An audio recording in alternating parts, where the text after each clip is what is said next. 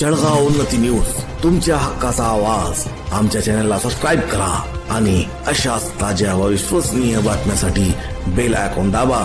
तुमच्या विश्वासावरच उभे राहतो जळगाव उन्नती न्यूज.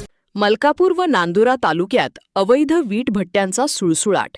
प्रदूषणाने नागरिक हैराण, प्रशासनाचे दुर्लक्ष.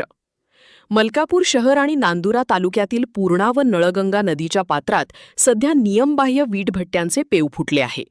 या भट्ट्यांमुळे निर्माण होणाऱ्या वायू प्रदूषणामुळे नागरिकांचे आरोग्य धोक्यात आले असून नदीपात्रातील अतिक्रमणामुळे भविष्यात पुराचा धोकाही निर्माण झाला आहे. विशेष म्हणजे या गंभीर समस्येकडे महाराष्ट्र प्रदूषण नियंत्रण मंडळ आणि महसूल विभाग दुर्लक्ष करत असल्याची तक्रार स्थानिक रहिवाशांनी केली आहे. मलकापूर परिसरातील नळगंगा नदीच्या पात्रात मोठ्या प्रमाणावर विटांची निर्मिती केली जात आहे. यामुळे नदीचे पात्र अरुंद झाले असून पावसाळ्यात नदीकाठच्या वस्त्यांमध्ये पाणी शिरण्याची दाट शक्यता निर्माण झाली आहे. म्हाडा कॉलनी आणि कुंडखुर्द मार्गावरील शैक्षणिक संस्थांमधील विद्यार्थ्यांच्या आरोग्यावरही या धुराचा विपरीत परिणाम होत आहे. नांदुरा तालुक्यातील येरळी, निमगाव आणि वडाळी परिसरातही हेच चित्र पाहायला मिळत आहे.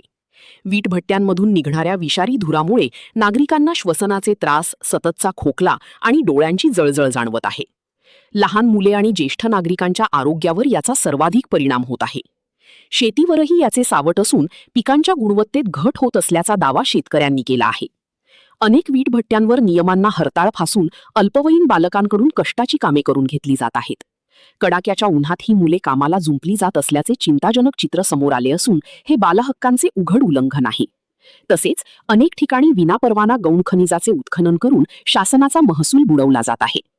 या संदर्भात नागरिकांनी वारंवार तक्रारी करूनही ठोस कारवाई होताना दिसत नाही. मलकापूरचे तहसीलदार समाधान सोनवणे यांनी सांगितले की वीटभट्टी परवान्याबाबत अहवाल प्राप्त झाला असून सुमारे 40 वीटभट्टी व्यावसायिकांना नोटिसा बजावण्यात आल्या आहेत. सुनावणी प्रक्रिया पूर्ण झाल्यानंतर दंडात्मक कारवाई केली जाईल. तर शेगावच्या तहसीलदार प्रज्ञा काकडे यांनी ही तक्रारींची चौकशी करून प्रदूषण नियंत्रण मंडळाच्या समन्वयाने कारवाई करण्याचे आश्वासन दिले आहे. प्रशासनाने केवळ कागदी नोटिसा न काढता प्रत्यक्ष जागेवर जाऊन या अवैध भट्ट्या बंद कराव्यात आणि पर्यावरणाचे रक्षण करावे अशी मागणी जोर धरत आहे.